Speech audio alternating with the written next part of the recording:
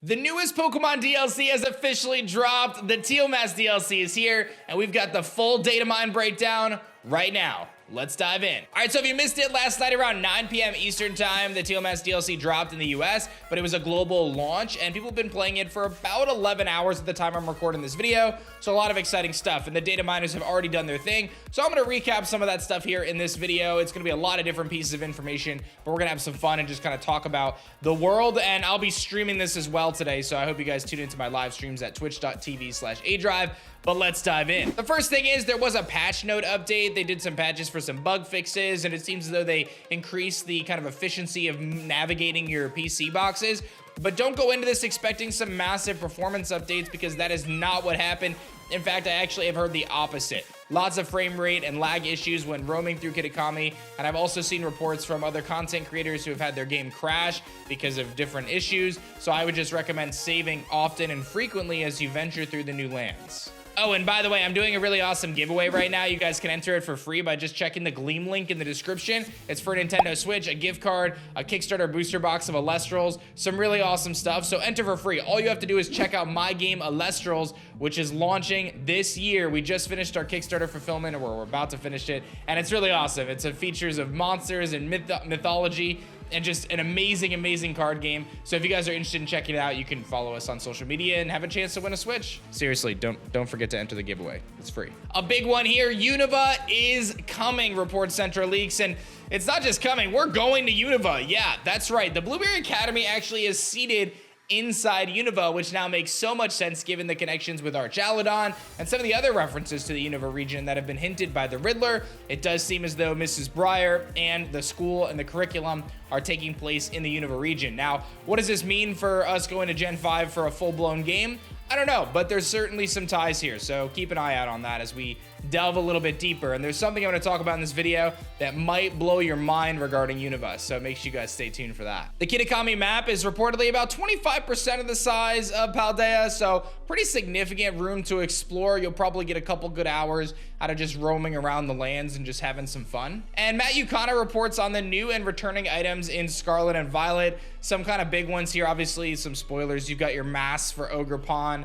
A big one here, you got the selfie stick. There's a new held item that fairy Pokemon can utilize that is going to boost their attacks, much like Silk Scarf or Mystic Waterwood. Previously, only Pixie Plate did that, so they did add a new item that does that. And then there's also a new charm that you get for completing your Pokedex in Kitakami, and it's my understanding that actually increases the number of Terra Shards that get dropped from raids. So nothing too significant in my opinion, but some cool new items. But we've got some data mines for the Blueberry Academy, the Indigo Disk, and there's some pretty significant stuff there. Lots of new TMs being added as reported by Matt Yukana. I'll highlight some of the more significant ones. Toxic, obviously, Gyro Ball, Knockoff. There's a pretty nice distribution of Knockoff. With my understanding, Tyranitar gets it now, which is pretty good. Bug Bite, significant for Technician users, Scissor, things like that.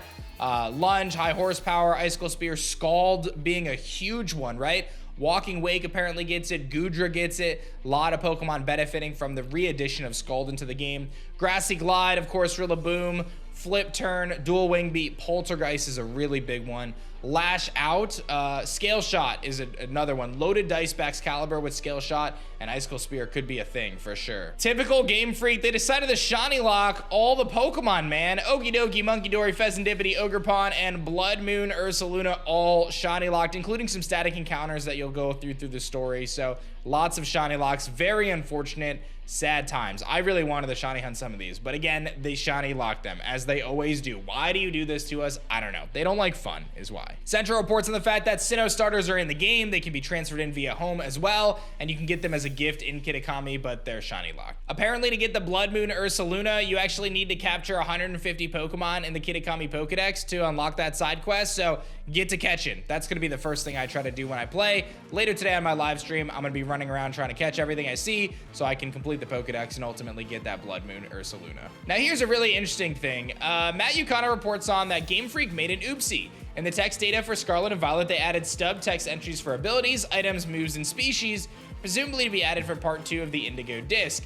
It hints at least 4 new abilities, 76 new items, 15 new moves, and 8 new species. So that is very interesting. It talks about a handful of different things. We're gonna have to see how that all plays out. potentially new abilities, all sorts of stuff. And then one thing to note here, now I do want to mention, this is a bit of a stretch, but it's important to note because we had talked about this on the channel months ago, or maybe about a month ago, from the Riddler. If you guys remember the black and white forest Riddler from Riddler Coup, we knew that there was a tie to Unova, and we were trying to figure out what the two snakes and the Caduceus staff had to do with Pokemon Scarlet and Violet in the DLC. Hopefully this is all ringing a bell. Well, we know that Dipplin has two Applin creatures inside of it, right? One of which is the head that pops up, and the other one is the tail. There's two little dragon dudes inside of a Dipplin. That's confirmed.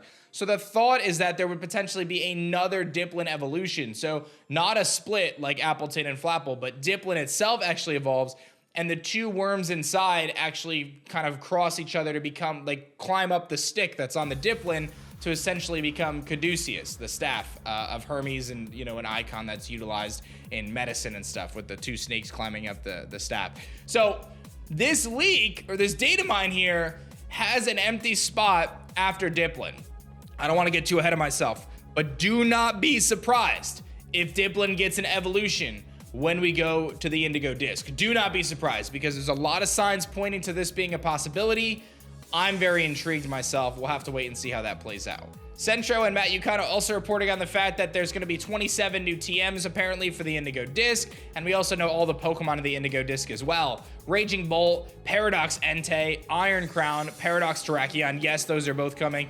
Dipplin's potential evolution again rumored right now, Archaludon, Terapagos, and a new Pokemon rumored to be based on Momotaro, which is the kind of the little story that we've been following here in Kitakami. Nemona's parents are now found in the game. If you guys remember, a long time ago there was some coding left over of a character named Billy O'Nair. It seems as though that is Nemona's parents apparently, and they're in the game. Centro actually hooking us up with the stat chart. This is the first time I'm seeing it, so I'll pull it up here.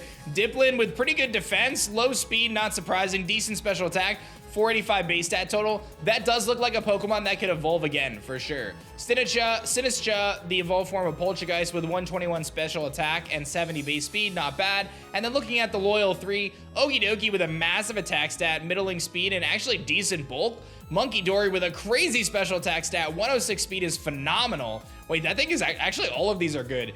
Pheasantipity with good special defense, 99 speed. Pheasantipity is probably the worst of them in terms of stats. Okidoki's got great stats. Like 128 attack with that bulk and 80 base speed is not bad at all. That's actually like pretty solid. And Ogerpon has 120 attack, 110 speed, decent bulk. That's pretty good too. Tell me how the Loyal 3 have higher base stat total than Ogerpon though, but maybe his forms have a different stat. It is confirmed that Blood Moon Ursaluna is standalone. You can't evolve an Ursaring into it as well. There were some pretty cool changes to some abilities, Empoleon getting competitive instead of Defiant, which was always more fitting, and then Shiftry actually getting the ability Wind Rider, which was Bramblegast's ability, so they changed it from Early Bird to Wind Rider. I love when they do those kind of intergenerational changes with Pokemon, where they make some small tweaks to them as we kind of transition through. We've also got some hidden abilities for various Pokemon, Dipplin getting Sticky Hold, Poltergeist getting Heat Proof, which is nice being a grass type, Okidoki getting Guard Dog, Monkey Dory with Frisk, and Pheasantipity getting Technician. The Technician might be relevant. There's a huge list of all the returning Pokemon in the Teal Mask, including some different things like Jirachi, Sinnoh Starters, Fione, Manaphy, Darkrai, Shaman. Various of these are transfer only, of course. It also seems as though there's a possibility that Terapagos has another unrevealed form. Matt Yukana reporting on the fact that Terapagos has at least two forms, a normal and a terrestrial form. We could speculate that 1021 is its internal ID, and it has one more unrevealed form. Exciting stuff for the Indigo Disk. And it seems like the way Ogerpon works is it's got special Terra Mask forms, and it has two abilities simultaneously, one at the beginning of the battle, and then one when it terrestrializes. So when it terrestrializes, it activates its Embody aspect ability, and it seems as though these masks are actually held items. So the Teal Mask has Defiant, the Water Mask is Water Absorb, the Fire Mask is Mold Breaker, and the Rock Mask is Sturdy, and then when it terrestrializes, it gets Speed Boost, Special Defense Boost, Attack Boost, and Defense Boost if you're Rock Mask. So it also changes it to the Special Terra form. You have to hold the mask, and Terra types are locked, can't change Ogerpon's Terra type. So I guess there's some kind of negatives there, but this isn't bad. Like Teal Mask, getting a speed boost with Defiant is actually kind of bonkers, dude, not gonna lie. I'm very interested in that. Like The fact that if someone intimidates you and you get a speed boost when you Terra and you get the Defiant boost, like that could be really good considering its attack stat was pretty good as well. So believe it or not, this 10 or 11 minute video pretty much summarizes the bulk of the leaks for the DLC, at least part 1. I'll have some more in-depth videos where I kind of chunk out and look a little deeper into some of these topics. If there's anything specific you want me to look at, leave a comment in the comment section below. But definitely like and subscribe to the channel, and don't forget to enter our awesome giveaway. Check out my game Alestrals, it's free. We've got some awesome things brewing. I would love if you guys checked it out, and you have a chance to win a Switch. So hopefully I'll see you on my live stream. Thanks for tuning in, and I'll see you guys soon.